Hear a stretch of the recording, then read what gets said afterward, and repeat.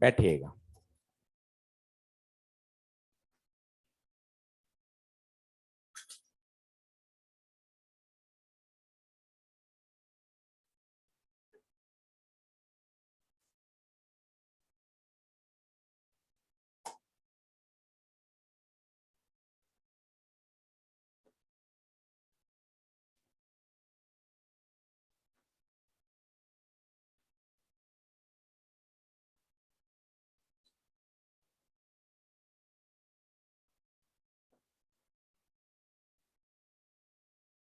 बढ़े।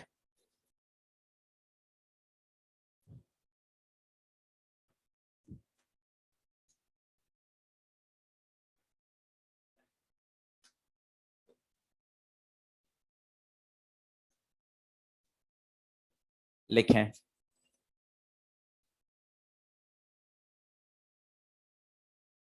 Fresnel distance.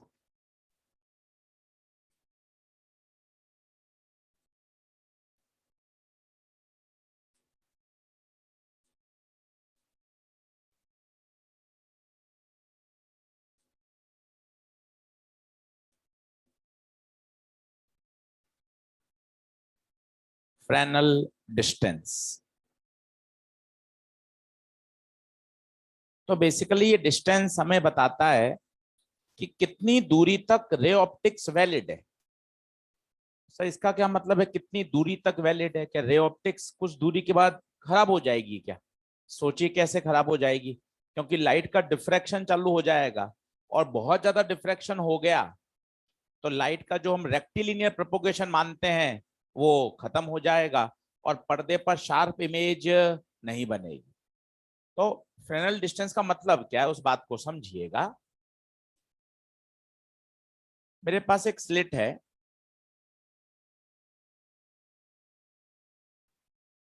और इस स्लिट की जो विड्थ है वो है ए। ये है स्क्रीन, कितनी दूरी पर? डी दूरी पर। तो फ्रेनल डिस्टेंस क्या है? फ्रेनल डिस्टेंस में कहा गया कि आपकी ये जो बीम आ रही है, ये बीम है, इस बीम की विड्थ कितनी है बताइए? ए। जब ये विड्थ बढ़कर 2a हो जाए, उसके बाद हम ये कहना चालू कर देंगे कि अब डिफ्रैक्शन क्या हो गया है? डोमिनेट हो गया है। मतलब अप टू डिस्टेंस डी आपका क्या वैलिड है? Ray optics. यहां तक डिफ्रैक्शन डोमिनेट नहीं है, यहां मान सकते हैं light travel in a straight line. इस दूरी के बाद रे ऑप्टिक्स के लॉ वैलिड नहीं होंगे। इस दूरी के बाद कौन डोमिनेट हो जाएगा? आपका डिफ्रैक्शन डोमिनेट हो जाएगा, and this is called validity of ray optics. वापस सुनिए धीरे धीरे। ये बीम है, इस बीम की विड्थ बताइए? ए। क्या कहना चाहता हूं, धीरे धीरे सुनिए, डायग्राम बनना चालू करिए, सुनते जाइए। कि जब इसकी विड्थ 2a हो जाए, जब इसकी विड्थ 2a हो जाए, तब तक हम अपने रे ऑप्टिक्स को वैलिड कर सकते हैं। और हमें पता है यहां पर पैटर्न कैसा मिलता है, ये पैटर्न ऐसा मिलता है।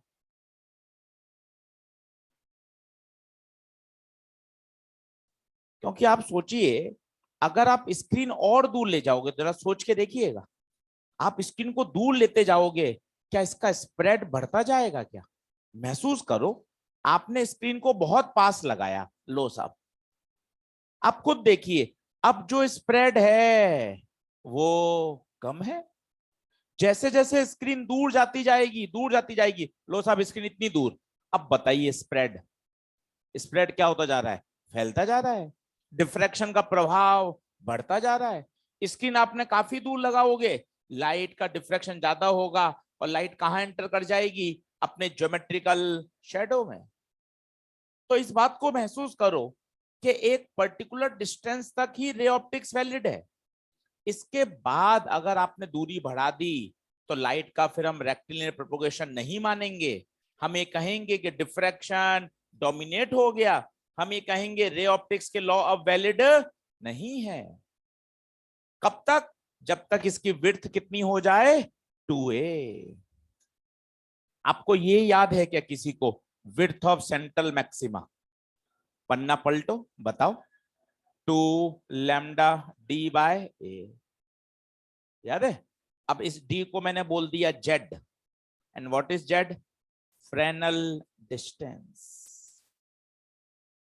इस d की जगह रख दीजिए z, दोनों को बराबर कर दीजिए।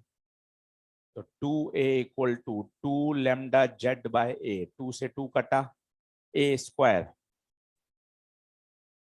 मुझे क्या चाहिए? डिस्टेंस चाहिए, z चाहिए, तो z आ जाएगा a² बाय लैम्डा। और ये z क्या है? यही है फ्रेनल डिस्टेंस। आसान न्यूमेरिकल आता है, a आपको गिवन है, लैम्डा आपको गिवन है, फ्रेनल डिस्टेंस पूछी जाती है।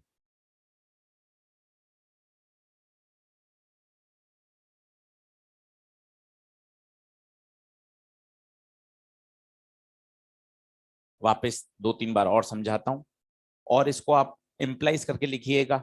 इस डिस्टेंस के बाद if distance a² by lambda से ज्यादा होगा, तो आप बोलोगे डिफ्रैक्शन डोमिनेट करेगा, रे ऑप्टिक्स वैलिड नहीं होगी, जो इमेज बनेगी वो शार्प नहीं बनेगी,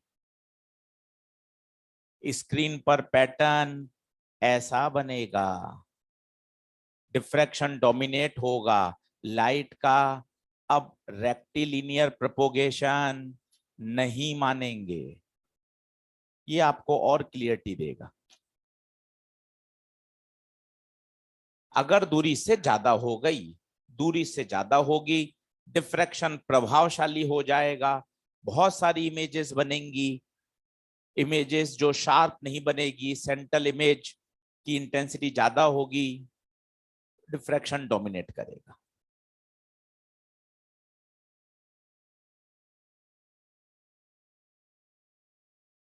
लिख लें और 1-2 बार मन में बोल लीजिए कि हाँ सर, जैसे जैसे स्क्रीन की दूरी बढ़ती जाएगी, डिफ्रैक्शन पैटर्न डोमिनेट होता जाएगा, हम वो दूरी मानकर चल रहे हैं, हम वो दूरी मान के चल रहे हैं जब बीम विड्थ कितनी हो गई, डबल।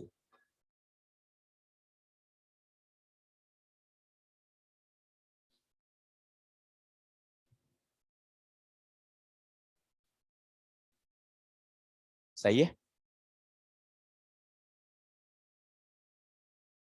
इस पे एक न्यूमेरिकल कर लीजिए, एनसीईआरटी में जो दे रखा है सॉल्व एग्जांपल लीजिए। एनसीईआरटी है किसी पास?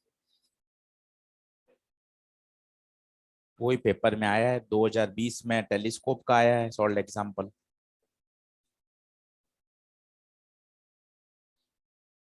लिखें,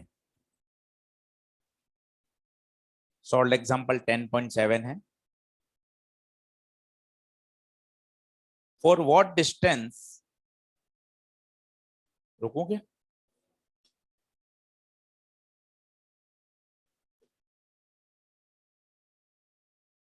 for what distance is for what distance is ray optics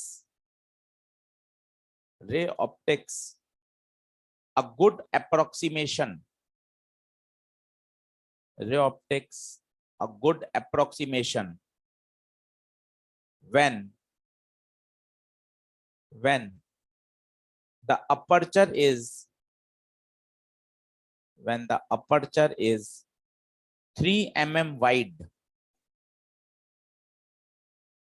aperture is 3 mm wide. इसका मतलब पता है क्या हो गया? ए, ये अपर्चर है जिसकी विड्थ कितनी है? A, 3 mm wide, and the wavelength is 500 nanometer, wavelength is 500 nanometre.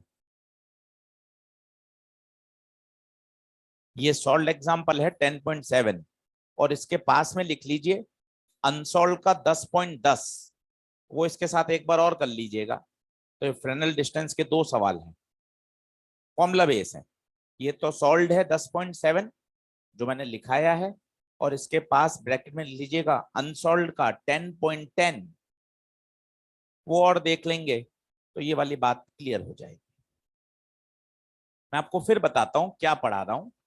मैं कह रहा हूं कि लाइट जब अपर्चर से पास होगी, तो हम पिछले 3 दिन से पढ़ रहे हैं लाइट का क्या होता है, डिफ्रैक्शन। लाइट डिफ्रैक्ट होगी, डिफ्रैक्ट होगी, और स्क्रीन जैसे से दूर होती जाएगी डिफ्रैक्शन डोमिनेट होता जाएगा। तो फ्रेनेल ने एक बात समझाई कि कब तक रे ऑप्टिक्स वैलिड है, एक पर्टिकुलर डिस्टेंस तक आप रे ऑप्टिक्स को क्या मान सकते हो, वैलिड। इस दूरी के बाद अब इमेजेस शार्प नहीं बनेंगी, इमेजेस कैसी हो जाएंगी, ब्लड। आपको रे ऑप्टिक्स से अगर इमेज बनानी है तो आपको दूरी इससे कम रखनी पड़ेगी, इससे दूरी ज्यादा रखोगे तो डिफ्रैक्शन डोमिनेट करेगा, इमेज शार्प नहीं बनेगी। क्या बात क्लियर है? चलिए सिंपल फॉर्मूला लगा दीजिए, जेड बराबर ए स्क्वायर बाय लेमडा। ए दे रखा है, लेमडा आपको गिवन है। कितना आंसर आएगा बताइए? सेंटीमीटर मीटर का ध्यान रखिएगा हमेशा।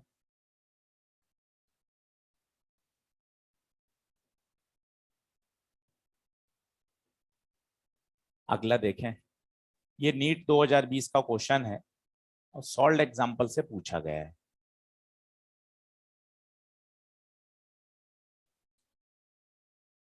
टेन 10.6 है solve example.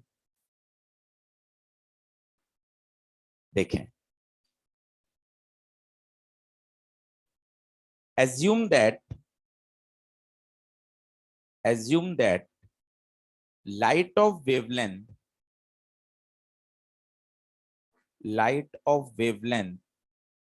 6000 angstrom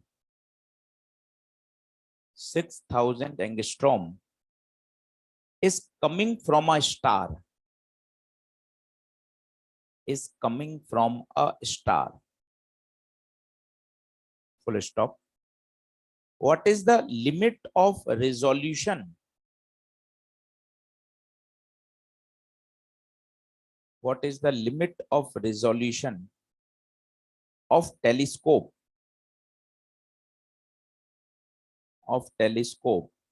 whose objective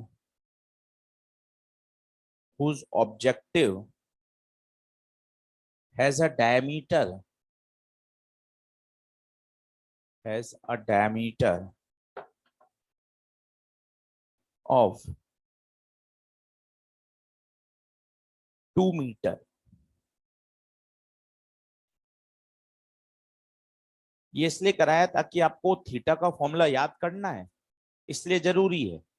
पन्ना पलटिए, कल बताया था theta limit of resolution of telescope.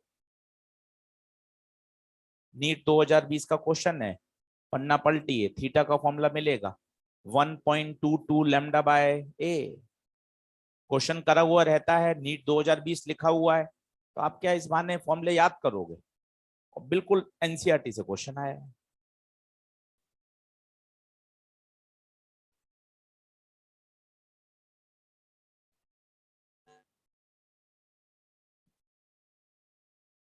Theta 1.22 lambda by A, 1.22 lambda, बताइए लैम्डा 6000 एंगस्ट्रॉम -10 ए 2 मीटर, मीटर में ही है, कोई दिक्कत ही नहीं। अब सबसे बड़ी बात सीखना, फिजिक्स में जितने भी एंगल वाले फॉर्मूले में वैल्यू पुट करते हैं, आंसर रेडियन में आता है। कभी भी जब भी फिजिक्स के फॉर्मूले में एंगल का कोई फॉर्मूला हो और आप सॉल्व करोगे, आंसर रेडियन में आएगा। इस बात का ध्यान रखना, डिग्री में हो तो बदलना, टिक मत लगाना, ये किसमें है, रेडियन में। इस बात का ध्यान रखिएगा। ये कितना हो जाएगा, 3000, तो 3.66 इंटू 10⁻⁻7 रेडियन। 2020 का क्वेश्चन है, डायरेक्ट सटीक फॉर्मूला आपको याद है, काम हो जाएगा। बताइए, डिफ्रैक्शन वाली बात समझ में आ गई। एक इसमें और बढ़िया सवाल आता है, मैंने आपको कल बताया था, फिर बताता हूं। जैसे ये ह्यूमन आई है, इस तरह के 2-3 क्वेश्चन कर लीजिए। ह्यूमन आई है, अब यहां 2 पिलर हैं, खंबे हैं, और इनकी दूरी है 11 किलोमीटर। आपसे कहा गया है इनके बीच में सेपरेशन क्या हो, ताकि इस आंख को ये 2 पिलर कैसे नजर आए, अलग अलग। वापस सुनिएगा, जैसे मैं आपसे पूछ रहा था, अब आप पास से देख रहे हो तो आपको 2 अलग अलग नजर आ रहे हैं। लास्ट बेंच वाले से पूछूंगा तो शायद बालक क्या बोलेगा, एक डॉट है। कल मैंने आपको बताया था एक डॉट का क्या कारण है। अब आपके पास बहुत सारे एक्सप्लेनेशन है, जितनी बढ़िया फिजिक्स जानते हैं उतना मजा आ जाएगा। पहला, सर उनकी आंखें रिजॉल्व नहीं कर पा रही हैं बालक की। दूसरा, इन दोनों के द्वारा आंख पे बनाया गया एंगल 1 मिनट से कम है। इसका मतलब ये दोनों खंबे आंख पर जो एंगल बनाएंगे थीटा, वो कितना होना चाहिए, 1 मिनट। 1 मिनट कम से कम। इससे ज्यादा होगा बहुत अच्छी बात है, पर इससे कम हो गया तो वो पिलर्स को डिस्टिंक्टली देख नहीं पाएगा। बात को समझिए।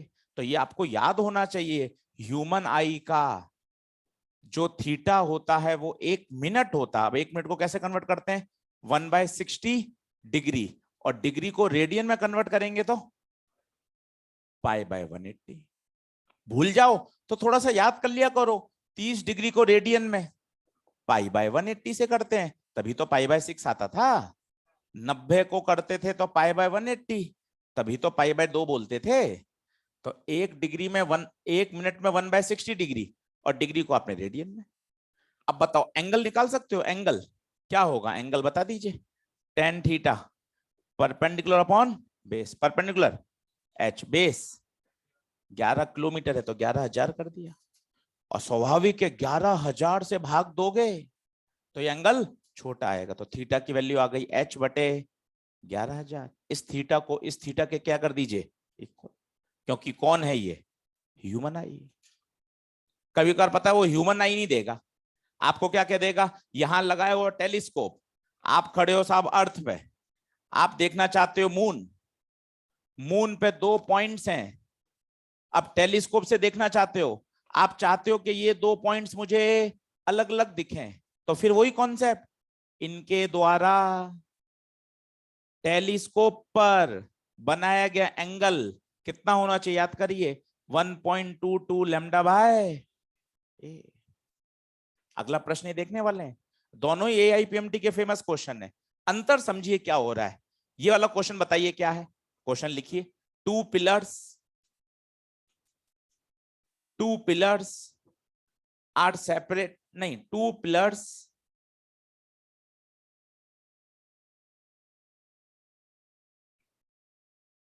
which are situated at a distance of 11 kilometer from the eye as shown, as shown.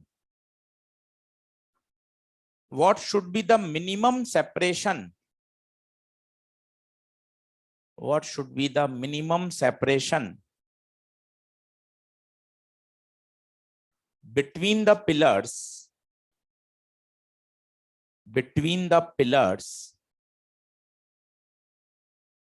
so that they can be distinctly visible, distinctly visible by human eye.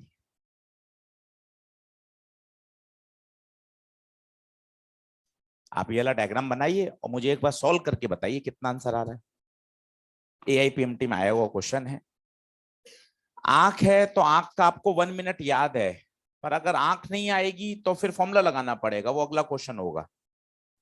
तो ह्यूमन आई जरूर लिखिएगा, और ह्यूमन आई के लिए स्टैंडर्ड होता है 1 मिनट।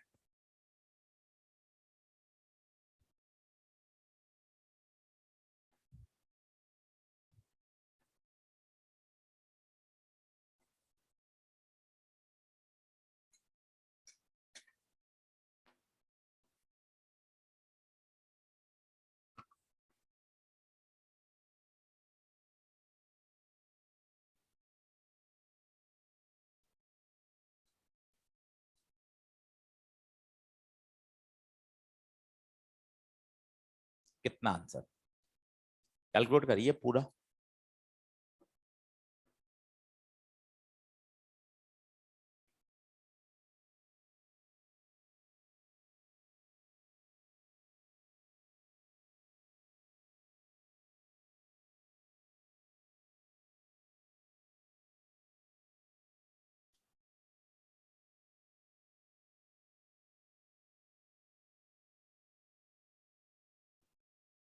बताओ,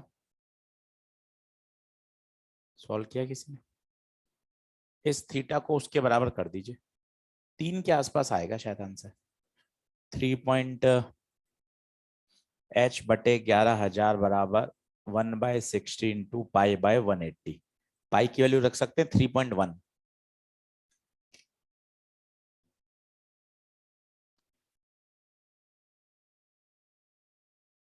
पाई की वैल्यू डाल दीजिए 3.1, 3.14 डाल दीजिए।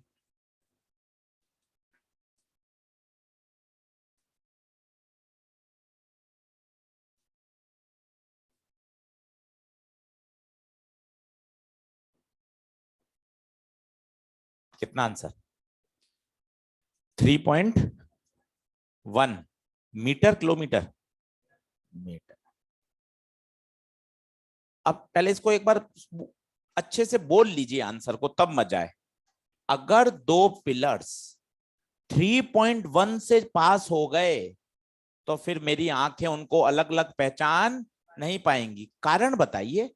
अगर वो ज्यादा पास आ गए 3 मीटर से, तो उनके द्वारा मेरी आंख पर बनाया गया एंगल 1 मिनट से कम हो जाए।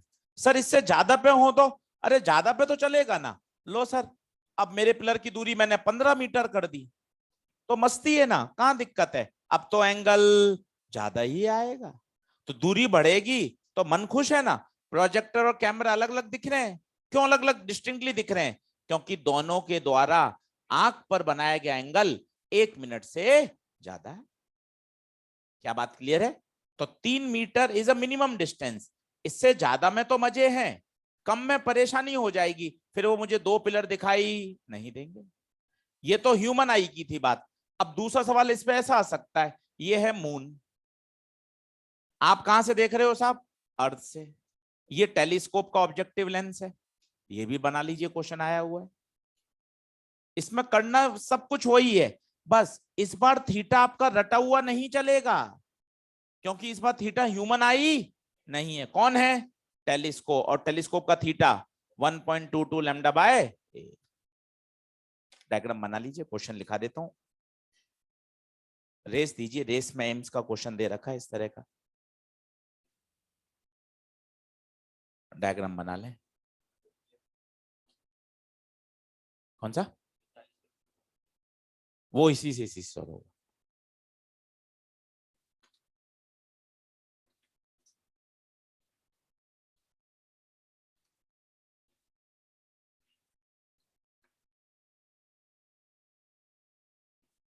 लिखे question. The aperture of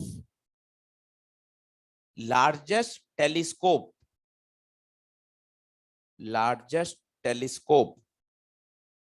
in the world is 5 meter. If the separation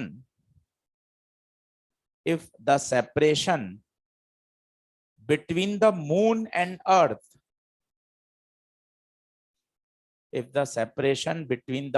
and earth is 4 into 10 की power 5 kilometre,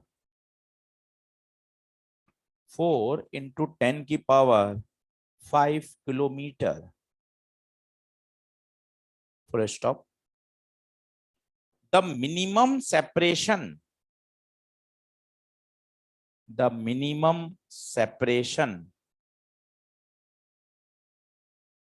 between the objects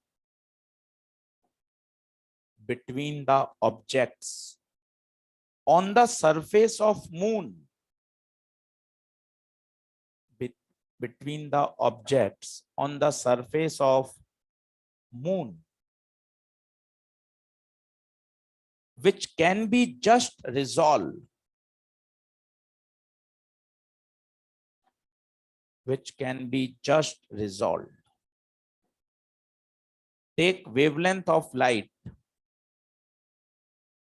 take wavelength of light 5000 angstrom. अब ना सॉल्व मत करिए, पहले दिमाग में थोड़ा सा, दिमाग में इस बात को सेटल करिए। प्रश्न वही है, यहां भी दो पिलर्स को अलग अलग देखना था, यहां भी दो ऑब्जेक्ट्स को अलग अलग देखना है, बस अंतर इतना सा आ गया, यहां हम अपनी आंख के लेंस से देख रहे थे, अब हमारी आंख का लेंस नहीं है, टेलीस्कोप है। हमारी आंख के लिए वो 1 मिनट है, पर टेलीस्कोप के लिए वो 1 मिनट नहीं है। उसका ओरिजिनल फॉर्मूला क्या है? 1.22 लैम्डा बाय ए। सेम तरीका है, पहले आप टेन थीटा निकालिए, उस थीटा को इस थीटा के बराबर कर दीजिए, डायग्राम बनाइए जिससे आपको फील आएगी कि हम चंद्रमा पे देखना चाहते हैं, चंद्रमा पे दो ऑब्जेक्ट्स हैं, टेलीस्कोप से देखना चाहते हैं, टेलीस्कोप उन दो ऑब्जेक्ट्स को रिजॉल्व करना चाहता है। और इस बात को समझिए, टेलीस्कोप मैग्नीफाई नहीं कर रहा, क्या कर रहा है? रिजॉल्व। बढ़िया प्रश्न है।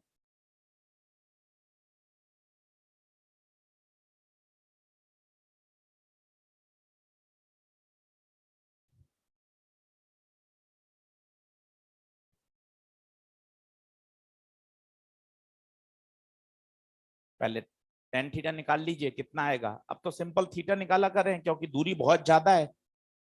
Ten theta perpendicular upon base, perpendicular D, दूरी 4 × 10⁵ नहीं, × 3 और करना, सारा काम मीटर में ही करना है। तो ये आ गया 4 × 10⁸। यहां से कितना आ रहा है?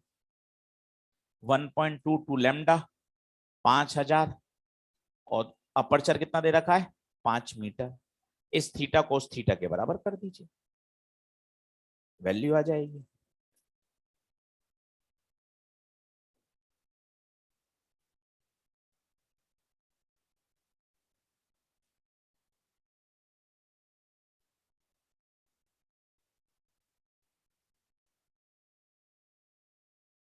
सॉल्व कर लीजिए पूरा।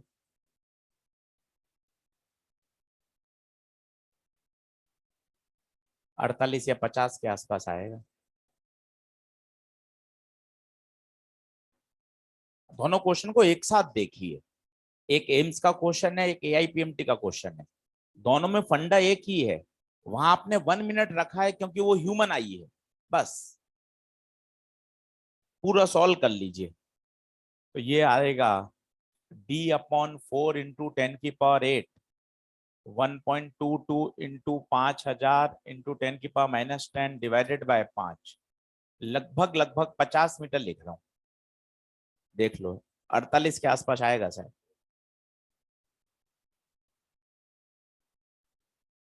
Approximately 50 metre. इसको एक बार सेंटेंस में बोल लो, तब सवाल से अपने आप को जोड़ पाओगे। अगर मून पर दो ऑब्जेक्ट, अगर मून पर दो ऑब्जेक्ट 50 मीटर से पास होंगे, फिर ये टेलीस्कोप भी उनको दो ऑब्जेक्ट नहीं मानेगा, क्या मानेगा? एक। अंतर क्या हो जाता है, यही मैं आपको समझाने का प्रयास करता हूं, रिजॉल्विंग पावर, यही रिजोल्यूशन है। ये दो डॉट पीछे वाले बालक को एक लग रहे हैं, पर टेलीस्कोप से अलग अलग बनेंगे क्योंकि टेलीस्कोप की रिजोल्यूशन पावर ज्यादा है। कारण कारण बताइए। हमारे आंख का जो लेंस है ना, जो मैं परमपिता परमेश्वर ने दिया है, ईश्वर ने जो दिया है, ये जो ए बहुत कम है, जबकि डायमीटर ऑफ ऑब्जेक्टिव लेंस बहुत ज्यादा है, बहुत ज्यादा है। उससे थीटा कम होगा, थीटा कम होगा तो रिजोल्विंग पावर बढ़ जाएगी। बोलिए क्लियर है क्या? पन्ने पलट लीजिए, ये डिफ्रैक्शन पूरा हो गया। छोटा सा टॉपिक है, 15 मिनट में मैं इसको एक बार रिवाइज कराता हूं आपको सारे कॉन्सेप्ट, और फिर पोलराइजेशन स्टार्ट करूंगा। अब पहले तो आप मॉड्यूल निकाल लीजिए, एक बार मॉड्यूल के डिफ्रैक्शन के सारे क्वेश्चन मिला लो, एक साथ लिख लो, फिर पोलराइजेशन को स्टार्ट करते हैं। दो बिगनर बॉक्स मैंने आपको कहा था करने के लिए, दोनों बिगनर बॉक्स बढ़िया है।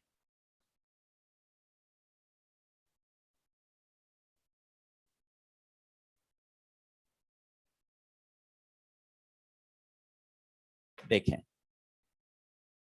अब एक्सरसाइज 2 में ना डिफ्रैक्शंस के क्वेश्चंस को अलग अलग नंबरिंग कर लो वहीं मॉड्यूल में ऊपर, कि आपको डिफ्रैक्शन तैयार करना है मान लो 1 घंटे में।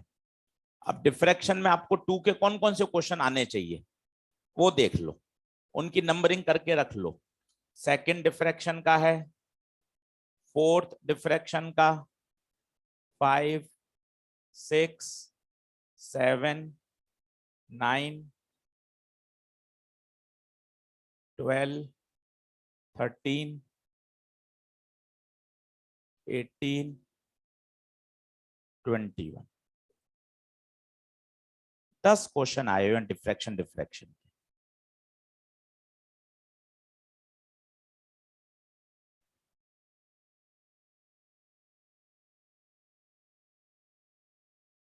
तो ये 10 के 10 मुझे आने चाहिए, वैसे हिसाब से मैंने सारे कर लिए, एक बार देख लीजिए कोई रह गया हो तो। सारे कवर हो गए क्या?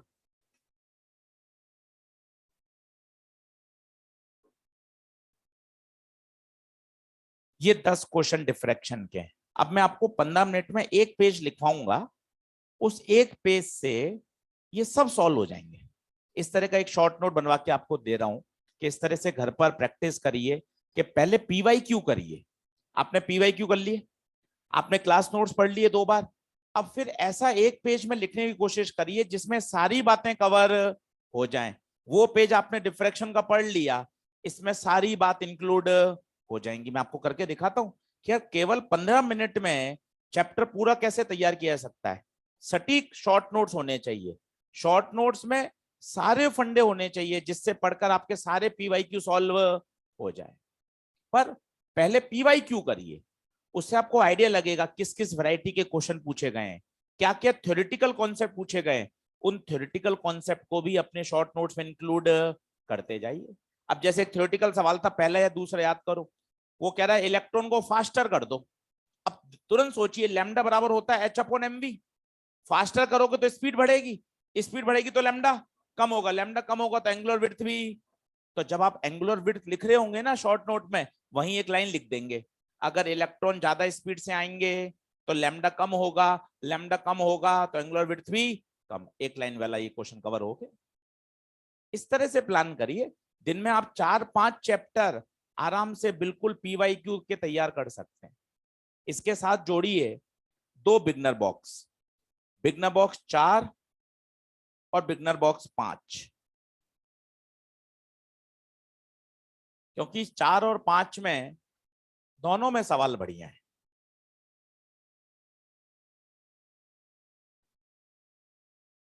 बिगनर बॉक्स 4 और 5, 4 और 5 दोनों के ही क्वेश्चन बढ़िया हैं। जिन्होंने नहीं किए कर लीजिए, कल फिर मैं आपको डिस्कस कर लूंगा, पर इसको कर लें अच्छे से। एक बार आ जाए एक्सरसाइज 3 में।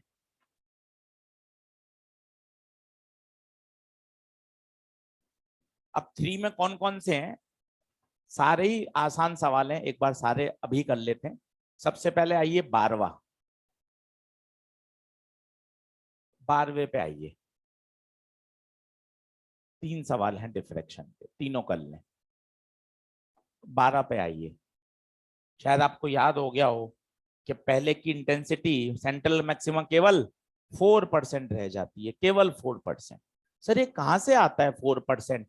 आपके पास एक फॉर्मूला था ना डरावना, याद करो, I बराबर I0 sine pi A sine theta by lambda upon pi A sine theta by lambda का होल स्क्वायर। तो किसी भी पॉइंट पर आप इंटेंसिटी निकाल सकते हैं, पर आवश्यकता नहीं है, स्टैंडर्ड है। पहले वाले की कितनी रह जाती है? 4%। मैंने आपको 2-3 बार पढ़ाते समय बताया भी था कि इंटेंसिटी इतनी ज्यादा कम हो जाती है। इंफॉर्मेशन बेस्ड सवाल है। अब आइए 11वें में। 11वें में ध्यान से पढ़िए, एक्सरसाइज नंबर 3, 11वां सवाल।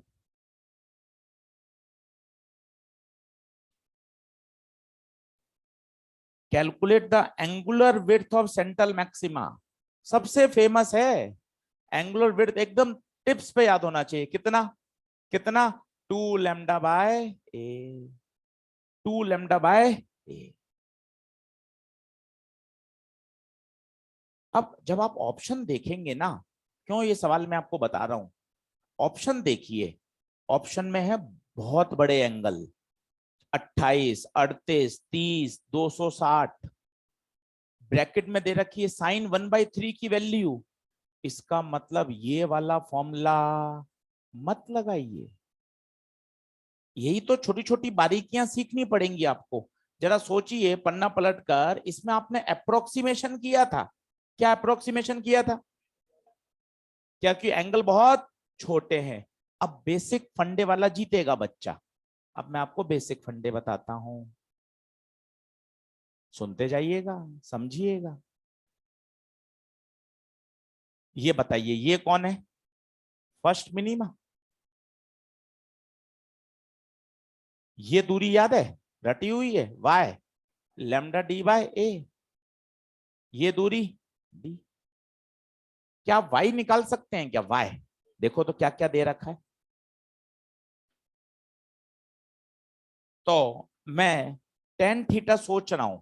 टेन थीटा बताइए, tan theta perpendicular upon base Y by D. Y lambda D by A upon D.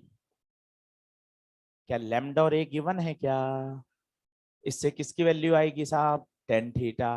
क्या वो आंसर होगा क्या थीटा? नहीं, उसका उसका डबल। क्यों डबल? क्यों? क्योंकि सेंट्रल विड्थ की एंगुलर विड्थ थीटा नहीं, 2 थीटा है। क्या बात समझ आ रही है? अब आप सॉल्व कर सकते हैं, कैलकुलेशन कर लीजिएगा डिग्री को रेडियन में। इसके बाद आइए छठे सवाल पर। इसके बाद आइए छठे पर।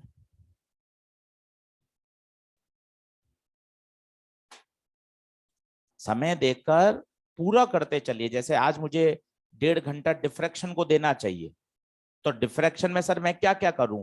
Class notes, PYQ, beginner box, और जब आप रिवीजन करें तो क्रॉप।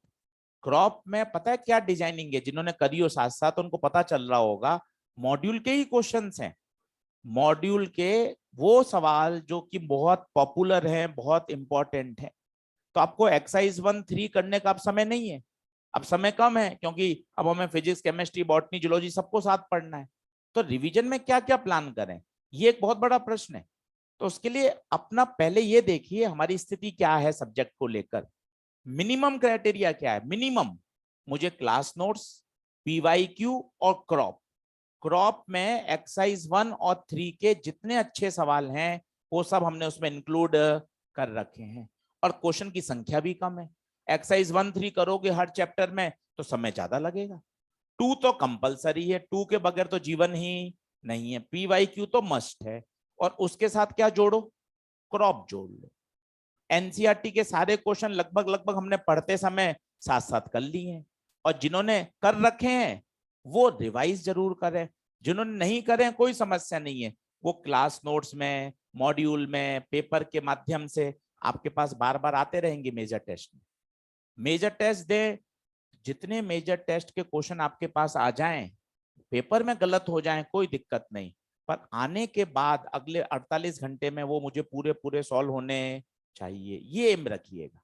मुझे 10 मेजर टेस्ट देने हैं, 12 देने हैं, 15 देने, जो भी हैं, पेपर देना है। पेपर देने के बाद जो गलतियां हो जाए वो अगले मेजर टेस्ट तक दूर हो जानी चाहिए। तब तो उसका फायदा है कि जो जो मैं गलत करके आया उसको मैं हाईलाइट करूं और उसकी चीज को बार बार उसको सही पढ़ के उसको सही करूं। थोड़ा सा इस तरह से प्लान करिएगा चीजों को कि भाई हमें अब क्या क्या बातें ध्यान रखनी है। रिवीजन बहुत अच्छा प्लान करना है। चलिए नीचे लिखें। अब डिफ्रैक्शन 15 मिनट में वापस पूरा रिवाइज करा रहा हूं, फिर पोलराइजेशन स्टार्ट करूंगा। लिखें डिफ्रैक्शन रिव्यू। अब किस तरह से शॉर्ट नोट बनाना चाहिए 15 मिनट में पूरा डिफ्रैक्शन कैसे सर मैं टिप्स पर याद कर सकता हूं, वो मैं आपको बताता हूं, जिसमें सारी बातें आ जाएंगी, आपके सारे क्वेश्चन कवर हो जाएंगे। चलो सबसे पहला फ्रॉनहोफर डायग्राम बनाते जाइए, साथ साथ सुनते जाइए। ये फ्रॉनहोफर, पहली बताइए ये दूरी ए इस ए का नाम होता है स्लिट विड्थ, ये दूरी डी, ये स्क्रीन। अब मुझे पता है, मैं इतने दिन से बना चुका हूं सर, यहां पर ऐसा पैटर्न बनेगा। अब इस डायग्राम में आप सारी बात मेंशन कर सकते हो। बताइए ये मिनिमा कहाँ आता है? मिनिमा ये स्टैंडर्ड है, y बराबर लैम्डा डी बाय ए। पता है इसे क्या कहा जाता है? इसे इसे कहा जाता है फर्स्ट मिनिमा। इसका दूसरा नाम भी है फर्स्ट सेकेंडरी मिनिमा, एक ही बात है। सेंट्रल वाले को बोलते हैं सेंट्रल ब्राइट, इसके बाद जो भी बने वो सेकेंडरी है। तो क्या सर टर्शरी भी आएगा क्या? नहीं, अब कोई टर्शरी टेट्रा कुछ नहीं, सब सेकेंडरी है। जैसे इसका नाम क्या होगा? इसका नाम बोलिए। एक तो सरल नाम है सेकंड मिनिमा, और अच्छा नाम क्या है? Second secondary minima. जैसे ये आ गया, इसको बोलिए सरल भाषा में थर्ड मिनिमा।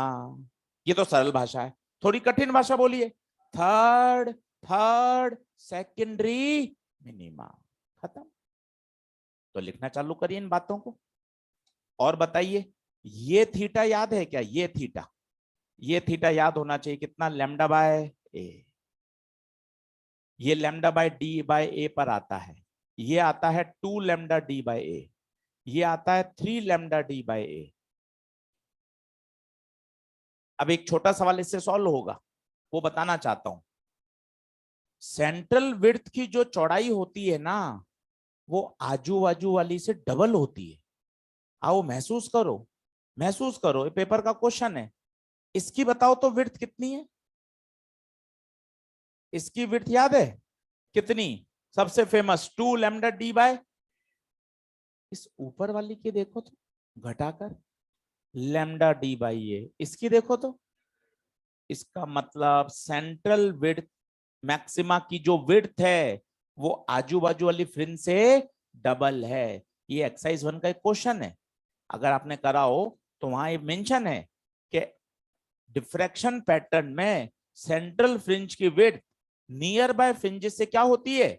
डबल। चेक करो, लिखना चालू करो।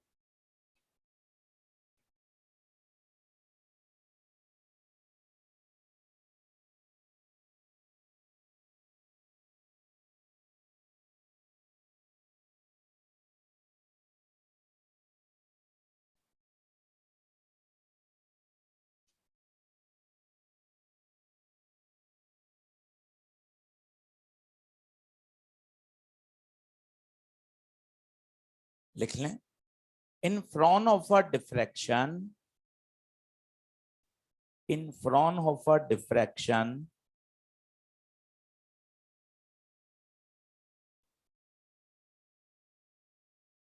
the width of central maxima,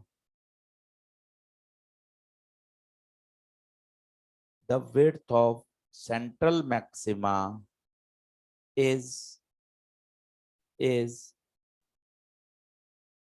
double as compared to width of other fringes। अब एक नया पॉइंट मिल गया ना। अब क्वेश्चंस करेंगे तो सारे पॉइंट्स को आप कवर करते जाएंगे। As compared to width of other fringes. Sir एक बार और बताइए, आओ फिर देखो। सेंट्रल मैक्सिमा की विड्थ चिल्लाइए 2 लैम्डा डी बाय ए। मुझे तो वो फॉर्मूला याद करने मजा ही नहीं है, मैं तो इस डायग्राम में सब कुछ हो गया। आपको कोई पूछे विड्थ बताओ, क्या कर दूंगा? वाई का डबल। आपको कोई पूछे एंगल बताओ, इस थीटा का क्या कर दीजिए? डबल। देखो कितना हो गया? 2 लैम्डा बाय ए। इसमें सब कुछ है, सारी बातें इसमें मेंशन है। आपसे पूछा जाए पोजीशन ऑफ फर्स्ट मिनिमा बताओ, बोलो क्या बोलोगे? पोजीशन ऑफ फर्स्ट मिनिमा क्या बोलोगे? केवल वाई बोले तो लैम्डा डी बाय ए। याद होना चाहिए। आप यहां लिख सकते हैं कि अगर मैं इलेक्ट्रॉन की स्पीड बढ़ाऊंगा तो h अपॉन एम वी से लैम्डा कम होगा, और लैम्डा कम होगा तो जो एंगुलर विड्थ है वो भी कम होगी। ये आपका एक जो थ्योरेटिकल क्वेश्चन था वो इसमें कवर हो गया। साथ ही साथ आपको मिनिमा की शर्त आनी चाहिए। बोलो मिनिमा की शर्त, ए साइन थीटा बराबर एन लैम्डा। मैक्सिमा की शर्त याद होनी चाहिए, ए साइन थीटा बराबर 2n+1 लैम्डा बाई 2। और एन कहां से स्टार्ट, 1 से। आपको पता होनी चाहिए कि इसकी जो इंटेंसिटी है वो कितने परसेंट रह गई, 4। अब आपने क्वेश्चन भी देख लिया, अब आप याद करते समय ज्यादा ध्यान रखोगे कि इसकी इंटेंसिटी 4% रह जाती है। तो क्वेश्चन करने से क्या एक एज मिलता है कि मुझे किन बातों पे ज्यादा फोकस करना है।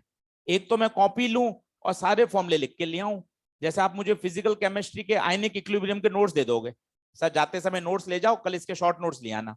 तो पता है मैं क्या करूंगा, आपके पहले पेज से चालू करूंगा, आपने जिस जिस फॉर्मूले पे बॉक्स बना रखा है मैं सब लेके लिख के ले आऊंगा, लो शॉर्ट नोट्स हो गए।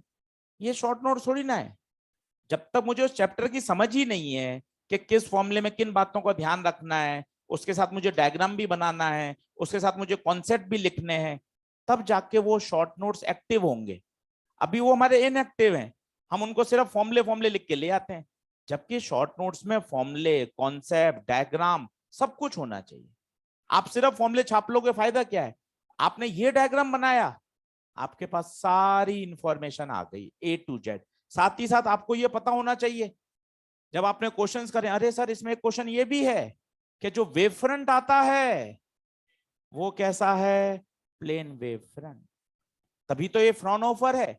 सर अगर कर्व्ड वेव फ्रंट आएगा तो ये फ्रॉनहोफर नहीं होगा, उसका क्लास अलग है, उसे बोलते हैं फ्रेनेल डिफ्रैक्शन। हमारे सिलेबस में कौन सा है, फ्रॉनहोफर, जिसमें पैरेलल वेव फ्रंट आता है, जिसमें जो स्क्रीन है वो काफी दूर होती है। फिर आपने क्वेश्चन किया था वो यहां भी लगा दो ना, इसी में इसके आगे एक लेंस लगा दिया और लेंस की फोकल लेंथ 60 सेंटीमीटर है, तो सर पैरेलल लाइट आएगी, ये तो पर्दे पे इमेज बनाएगा, हम भी तो पर्दे पे ही चाहते हैं। इसका मतलब इस केस में जो डी होता है वो एफ के बराबर होता है। लो साहब, एक एक्सरसाइज का क्वेश्चन था फंसा हुआ, वो अब इससे सॉल्व हो जाएगा कि कभी लेंस की फोकल लेंथ दे रखी हो तो जो फोकल लेंथ होती है वही डी का काम करती है।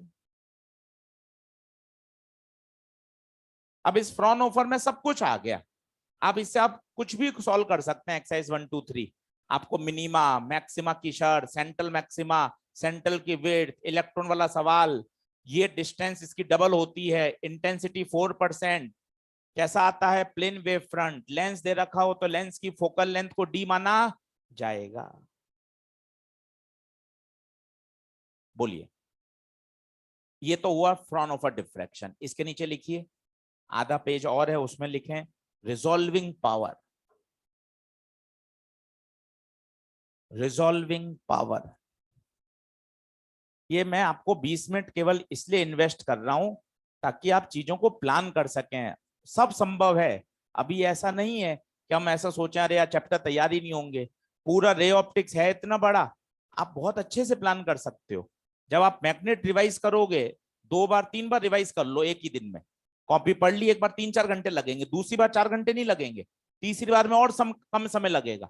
जब आपने 2 3 बार रिवाइज कर ली, आपने PYQ कर लिए, 3 दिन का टारगेट है, अब आप 3 दिन के बाद जब मैग्नेट को समराइज करोगे ना, तो आप 4 पेज में पूरा मैग्नेट ला सकते हो कि हाँ यार PYQ में किन किन क्वेश्चन में अटका, कौन से कॉन्सेप्ट के फॉर्मूले में अटक रहा हूं लिखते समय। हाँ, जब पार्टिकल 90 डिग्री पर एंटर करता है तो रेडियस के फॉर्मूले, किसी एंगल पे एंटर करता है तो हेलिक्स बनता है, टाइम पीरियड क्या होता है, पिच ऑफ हेलिक्स क्या होता है, और उन क्वेश्चंस को ज्यादा हाईलाइट करेंगे जहां PYQ में क्वेश्चन आए हुए हैं, तो प्लान हो जाएगा पूरा।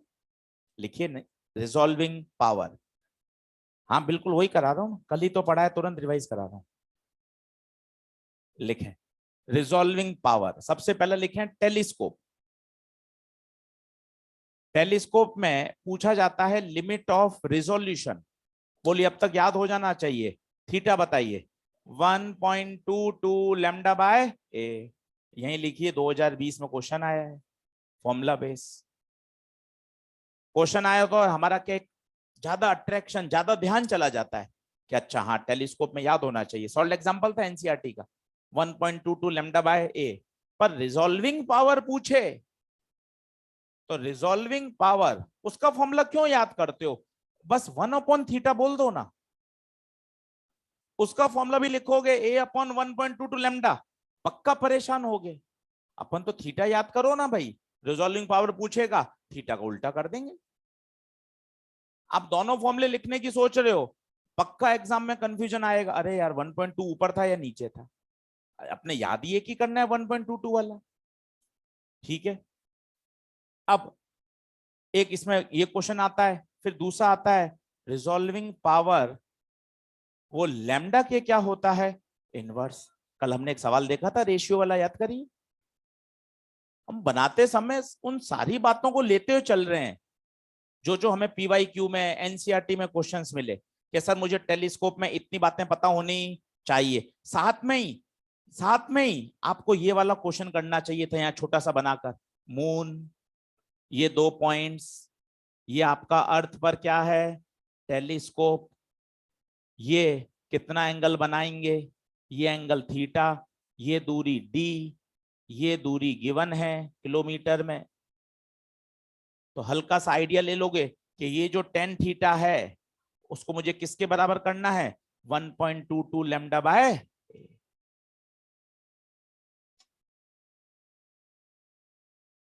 क्योंकि ये स्पेसिफिक क्वेश्चन है, ये आपने कर रखा होगा तभी आप लैंग्वेज पढ़ पाओगे। अर्थ से खड़े होकर मून के 2 पॉइंट्स को रिजॉल्व करना, आधी बात तो हमें समझ में नहीं आएगी पूछ क्या रहा है, और इस तरह का क्वेश्चन हमने कर रखा है तो हाँ अरे सर ये अर्थ पर टेलीस्कोप है, इसकी सहायता से हम मून पर स्थित 2 पॉइंट्स को क्या करना चाहते हैं, रिजॉल्व। इनके द्वारा टेलीस्कोप पर बनाया गया एंगल 1.22 लैम्डा बाय ए होगा, मेरा काम हो जाएगा। अभी मैं सवाल करके आया हूं एम्स का, 50 मीटर आंसर था जिसका। तो ठानने की बात है भाई, कि अगर ठान लिया कि 160 170 चाहिए तो बिल्कुल अपन ला सकते हैं। हम पहले से बैकफुट में आ जाएंगे, हाँ भाई अपने तो बायोकेमिस्ट्री में मेहनत कर लो, यहाँ तो 100 105 110 सही है, तो फिर वैसे ही नंबर आते हैं। अगर हम ठान लेंगे कि नहीं मेरा फिजिक्स भी स्ट्रांग बढ़िया मैं तैयार कर लूंगा, तो इसको अच्छे लेवल पे ले जाऊंगा। और 80% क्वेश्चंस कहां से डिराइव हो रहे हैं, आप इस बात को क्यों नहीं फोकस कर रहे। कितनी महत्वपूर्ण बात है कि मैं एनसीईआरटी और पीवाईक्यू, एनसीईआरटी पीवाईक्यू, इसमें अगर अपने आप को बार बार रिवाइज कर लूंगा तो कहीं ऐसा कोई क्वेश्चन नहीं है जो आपको नया लगेगा, सब आपको देखे दिखाए लगे।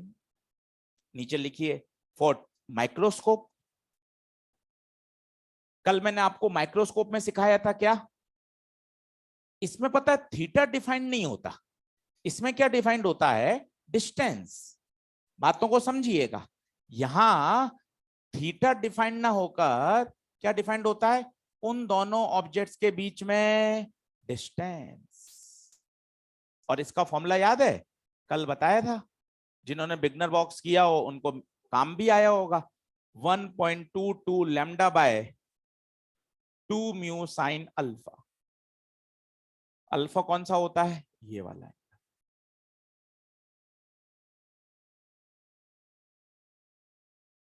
याद करिए, ये कहलाती है लिमिट ऑफ रिजोल्यूशन। सर वहां पे तो थीटा था, वहां एंगल के टर्म्स में नापते हैं, यहां दूरी के टर्म्स में नापते हैं। इसको आप शब्दों में बोलोगे तो मजा आ जाएगा। अगर मेरे दो ऑब्जेक्ट्स इस एच दूरी से नजदीक आ गए तो फिर मेरा कंपाउंड माइक्रोस्कोप उसको रिजॉल्व नहीं कर पाएगा। वहां बोलते हैं एंगल के रूप में, यहां बोलते हैं दूरी के रूप में। ये कहलाती है limit of resolution.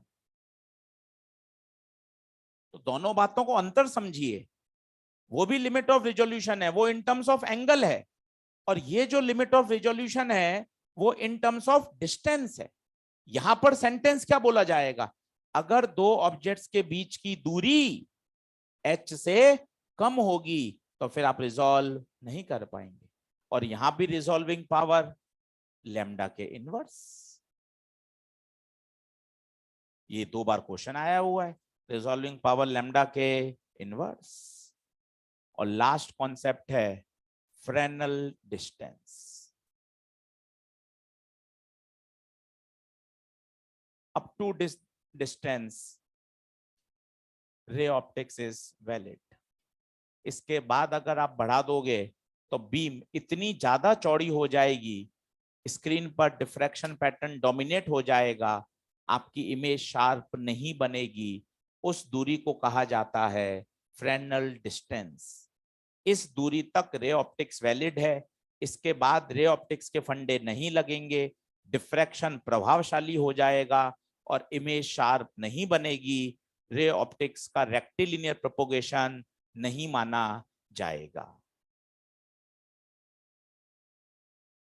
Hardly 15 minute लगे, आप देखो ना, 15 मिनट में पूरा डिफ्रैक्शन एक तरफ ले आया हमें कि देखो ये डिफ्रैक्शन के शॉर्ट नोट्स में कोई कोई घंटों थोड़े लगते हैं कि हम दिन भर शॉर्ट नोट्स में लगे रहे, 15 मिनट में आ गया। पर पूरा पढ़ने के बाद बनाते हैं तब मजा आता है कि आप, मुझे बातें दिमाग में सारी हैं कि मुझे क्या क्या कंक्लूड करनी है, किन किन बातों को मुझे शामिल करते हुए बनाने हैं। 15 मिनट में तैयार। अब आप इससे बिगनर बॉक्स करके देखिए, इससे आप एक्सरसाइज 2 के 10 सवाल करिए, 10 के 10 सवाल हो जाएंगे, आप एक भी नहीं अटकोगे क्योंकि सारी बातें हमने इसमें इंक्लूड कर दी। अब आगे बढ़ते हैं, हेडिंग डालिए section C, polarisation. Section C, polarisation. आसान सा टॉपिक है, बढ़िया, इसको तैयार कर लेते हैं। आज इंट्रोडक्शन है, मेलस लॉ आ जाएगा, कल इसको खत्म करेंगे।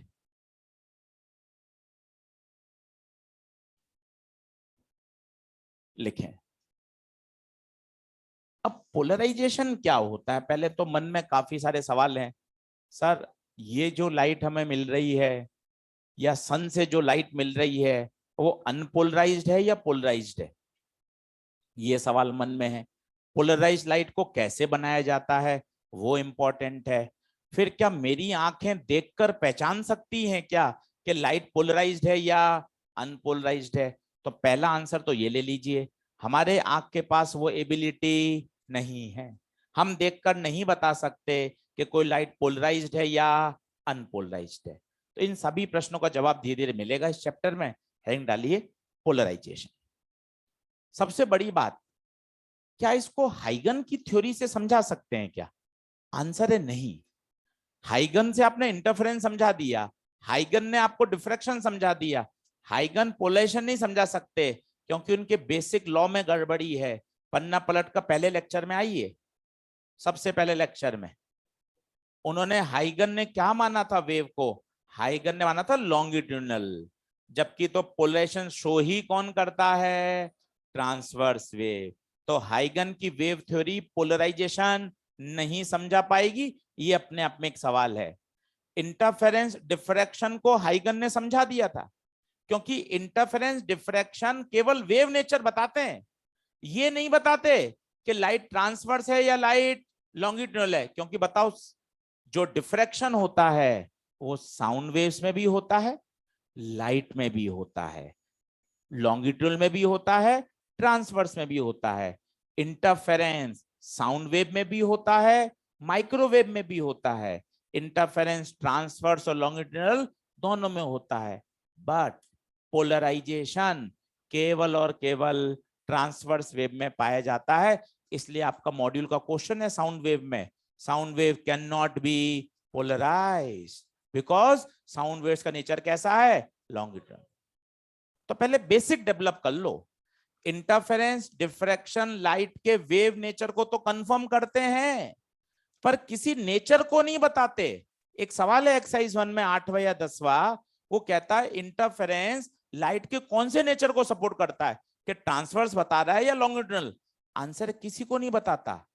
इंटरफेरेंस तो सिर्फ ये बताता है कि लाइट क्या है? वेव। वेव का नेचर कौन सा है ये इंटरफेरेंस नहीं बताता। भाई हाइगन ने भी तो इंटरफेरेंस समझा दिया था, पर हाइगन के तो बेसिक फंडे में गड़बड़ी थी। हाइगन ने वेव को क्या माना था, जबकि लाइट लॉन्गिट्यूडनल है ही नहीं। इसका मतलब इंटरफेरेंस डिफ्रैक्शन को समझाने के लिए आपको नेचर ऑफ वेव का कोई आइडिया नहीं है तो भी काम चलेगा। तो इस बात को लिखते जाइए, पहला पॉइंट लिखिए, polarisation is only for transverse wave is only for transverse wave.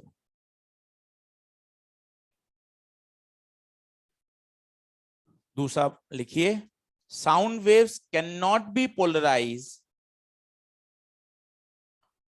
दूसरा लिखिए, sound waves cannot be polarized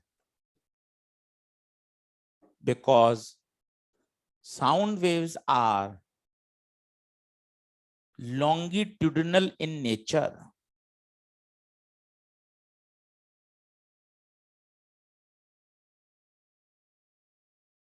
Longitudinal in nature.